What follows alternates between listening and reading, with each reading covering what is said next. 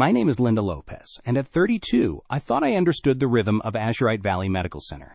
As a nurse supervisor in Bluestone, Colorado, I'd spent 6 years navigating the controlled chaos of our pediatric wing, where the mountain air seemed to carry both hope and heartbreak through our sterile corridors. The first sign something was wrong came on a Tuesday morning in March, when the coffee in the break room tasted bitter despite being freshly brewed. Small things like that had been accumulating, the way conversations stopped when I entered rooms, how certain staff members avoided eye contact during shift changes, the subtle that seemed to follow me down the hallways like a shadow. Azurite Valley Medical Center prided itself on being a beacon of healthcare excellence in our small Colorado community. Nestled against the backdrop of snow-capped peaks, our facility served families from across the valley, many of whom drove hours through winding mountain roads to reach us. The trust they placed in our hands was sacred, something I'd never taken lightly during my years climbing from floor nurse to supervisor. The pediatric wing buzzed with its usual controlled energy that morning. Badge scanners beeped as staff accessed secure areas. The Epic system hummed with patient updates, and the familiar sounds of healing filled the air. But underneath it all, something felt different, wrong. I noticed it first in the way Brooke Martinez, our most experienced pediatric nurse, had been acting lately. She'd been my mentor when I started here, the one who taught me that caring for children required not just medical expertise, but emotional intelligence. Brooke had trained me on proper HIPAA compliance procedures, showing me how patient privacy wasn't just a legal requirement, but a moral obligation to the families who trusted us with their most vulnerable moments. Recently, though, Brooke seemed distracted during our morning huddles. She'd check her phone frequently, even during patient rounds, something that would have been unthinkable for her just months ago. When I'd gently reminded her about our device policy, she'd smiled that warm smile I remembered from my early days. But it didn't reach her eyes anymore. The Epic workstation screens glowed with patient information as I made my rounds, each entry representing a child whose parents had entrusted us with their care. The weight of that responsibility had always grounded me, reminded me why I'd chosen this profession, despite the long hours and emotional toll. But today, as I watched Brooke interact with families, something nagged at me. The way she lingered after discharge conversations, how she seemed particularly interested in contact information updates, the small notebook she'd started carrying, that she claimed was for personal organization. The mountain wind rattled the windows of the pediatric wing as afternoon approached, and I found myself questioning instincts I'd learned to trust over years of patient care. In a profession where attention to detail could mean the difference between healing and harm, I developed a sixth sense for when things weren't quite right. As I prepared for the evening shift change, reviewing patient charts and ensuring continuity of care, I couldn't shake the feeling that something fundamental was shifting in our unit. The trust that had always been the foundation of our work, between colleagues, between staff and families, between the hospital and our community, felt fragile in ways I couldn't yet articulate. The silence in the break room that evening was different from the comfortable quiet I'd grown accustomed to during my years here. It felt heavy, loaded with unspoken tensions and secrets that seemed to press against the walls of our small mountain hospital. I gathered my belongings and prepared to head home to my apartment overlooking the valley, but the followed me like a persistent shadow. Something was happening at Azurite Valley Medical Center, something that threatened everything I believed about the integrity of our profession and the sacred trust placed in our hands. The next morning would bring answers I wasn't prepared for, revelations that would shake the foundation of everything I thought I knew about the people I worked alongside every day. But that night, all I had was the growing certainty that the comfortable world I'd built in our pediatric wing was about to crumble, and I wasn't sure I was ready for what I might find in the ruins.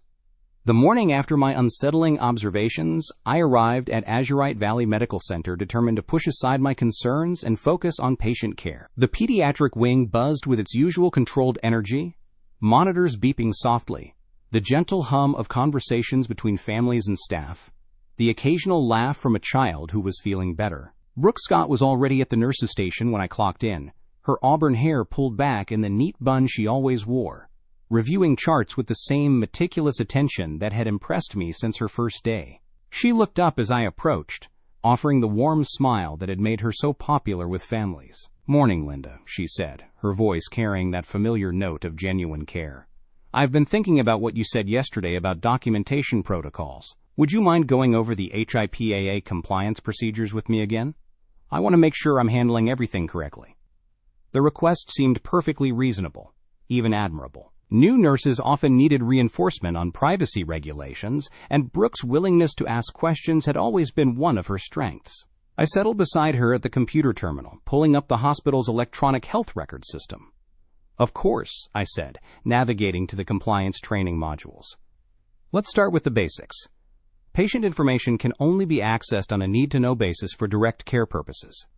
As I walked her through the protocols, I noticed how intently she listened, taking notes in that small notebook I'd observed the day before. Her questions were thoughtful, focused particularly on contact information management and discharge procedures. "So when families update their phone numbers or addresses," she asked, pen poised over her notebook, "we're supposed to verify that information and update it in Epic immediately?" "Exactly. And remember, that information is strictly confidential. We never share contact details with anyone outside the immediate care team without explicit written consent." I emphasized this point, watching her nod seriously as she wrote. "They trained me on proper HIPAA compliance procedures," she said, closing her notebook with a snap. "But it's good to review. I really appreciate you taking the time." Over the following weeks, I began to notice patterns that made me increasingly uncomfortable. Brooke had developed a habit of volunteering for discharge duties, always eager to walk families through the final paperwork and ensure they had all necessary follow-up information. Her dedication seemed admirable on the surface, but something about her approach felt different from the standard protocols we'd always followed. During one particularly busy Thursday morning, I was updating patient charts when I overheard Brooke speaking with the mother of 7-year-old Emma, a patient recovering from a routine appendectomy. The conversation itself was appropriate, discussing post-operative care, follow-up appointments, activity restrictions. But I noticed Brooke asking detailed questions about the family's home situation, their work schedules, even their childcare arrangements. "It's so important that Emma has proper supervision during recovery," Brooke was saying, her voice filled with professional concern. "Do you have reliable help at home? Sometimes families in our area struggle with finding quality childcare, especially for children with special medical needs." The mother, clearly grateful for what seemed like genuine interest in her daughter's well-being, shared details about their family situation, their struggles with finding affordable childcare, even their financial concerns about missing work during Emma's recovery period. I found myself pausing in my documentation, listening more carefully than I should have been. The conversation continued for nearly 20 minutes, far longer than typical discharge discussions, with Brooke asking increasingly personal questions about the family support network and resources. Later that afternoon, I noticed Brooke in the break room during her lunch break, not eating but instead writing extensively in her notebook. When I approached to heat up my own lunch, she quickly closed it and slipped it into her scrubs pocket. "How's your day going?" I asked, trying to keep my tone casual. "Oh, you know how it is," she replied, but there was something forced about her smile. "Just trying to stay organized. I've been thinking about ways to better support our families after discharge. There's so many resources in the community that people don't know about." The comment struck me as odd. While community resource awareness was certainly part of our role, we had social workers and case managers specifically trained to handle those connections. It wasn't typically something floor nurses pursued independently, especially not new graduates still learning basic protocols. My concerns deepened the following week when I witnessed another interaction that set off alarm bells. Brooke was speaking with the parents of Marcus, a 10-year-old who'd been treated for a severe asthma exacerbation. The family had mentioned during admission that they were new to the area, having recently moved to Bluestone for work. "It can be so hard to establish yourself in a new community," Brooke was saying, her voice full of sympathy, "especially when you have children with ongoing medical needs. Have you found good pediatric care here? What about emergency childcare when Marcus has episodes?" Again, the question seemed to go beyond standard discharge education. I watched as Brooke carefully noted the family's responses, asking for specific contact information, in case the hospital needed to follow up on Marcus's care. That evening, I decided to review our unit's discharge protocols more carefully. I pulled up the policy manual and cross-referenced it with recent documentation patterns. What I found made my stomach tighten with. According to hospital policy, follow-up contact information should be limited to the patient's primary care physician and any specialists involved in their treatment. Emergency contact information was collected during admission and updated as needed, but there was no protocol requiring extensive documentation of family support networks or community resource needs beyond basic social work referrals. Yet Brooke had been documenting detailed family information that went far beyond our standard requirements. More troubling, some of this information wasn't appearing in the official patient records at all. It seemed to be going exclusively into her personal notebook. I began paying closer attention to Brooke's interactions with families, and what I observed made me increasingly uncomfortable. She had developed a pattern of engaging parents in lengthy conversations about their personal situations, always framed as concern for the child's well-being, but extending into areas that seemed irrelevant to medical care. During one particularly concerning incident, I overheard her speaking with the grandmother of a patient about the family's financial struggles and their need for additional income sources. The conversation had started appropriately, discussing the child's medication costs and insurance coverage, but had evolved into something that felt more like market research than patient care. "It's so challenging for families these days," Brooke was saying, "especially single parents or families where both parents work. Have you ever considered flexible work-from-home opportunities? There are so many legitimate businesses now that allow people to earn extra income while maintaining their family responsibilities." The grandmother, clearly touched by what seemed like genuine concern, began sharing details about their financial situation, their work schedules, even their extended family network and social connections. I felt a chill run down my spine as I realized what I might be witnessing. The pieces were starting to form a picture I didn't want to believe, a trusted colleague potentially exploiting the vulnerable families we were meant to protect. That night I went home to my apartment overlooking the valley and tried to process what I'd observed. The mountain air that usually brought me peace felt heavy with the weight of my suspicions. I built my career on trust. Trust in my colleagues. Trust in our systems. Trust in the fundamental integrity of our profession. The possibility that someone I'd mentored and supported might be violating that trust felt like a betrayal of everything I believed in. But I couldn't ignore what I'd seen. The pattern was too clear, too consistent to dismiss as coincidence or overzealous patient advocacy. Brooke was collecting personal information from vulnerable families under the guise of medical care, and that information was disappearing into her private notebook rather than being properly documented in patient records. The next morning, I made a decision that would change everything. I arrived early and requested access to our unit's discharge documentation from the past month. What I found confirmed my worst fears and set in motion a chain of events that would expose a betrayal deeper than I'd ever imagined possible. Hidden in the routine paperwork of patient care was a systematic violation of trust that threatened everything we stood for as healthcare professionals. The comfortable world I'd built in our pediatric wing was about to shatter, and I was the one who would have to pick up the pieces. The discharge documentation painted a disturbing picture that made my stomach turn. Over the past month, Brooke had been assigned to families from specific demographic groups: young mothers, single parents, families with multiple children under 5. The pattern wasn't random, it was calculated. I cross-referenced her patient assignments with our Epic system logs and found something that chilled me to the bone. Brooke had been accessing patient contact information well beyond her shift hours, sometimes logging in from home to review family details for patients she'd discharged days earlier. The timestamps showed late-night access sessions, weekend logins, and repeated views of the same family profiles. But the most damning came from our patient feedback system. 3 families had reported receiving unsolicited contact about business opportunities within weeks of their children's discharge. The hospital's patient relations department had filed these as isolated incidents, but when I pulled the records, all 3 families had been under Brooke's direct care. I knew I had to, but the weight of what I was about to do felt crushing. Brooke wasn't just a colleague. She was someone I'd trained, someone I'd trusted with my most vulnerable patients. The betrayal cut deeper because of the relationship we'd built.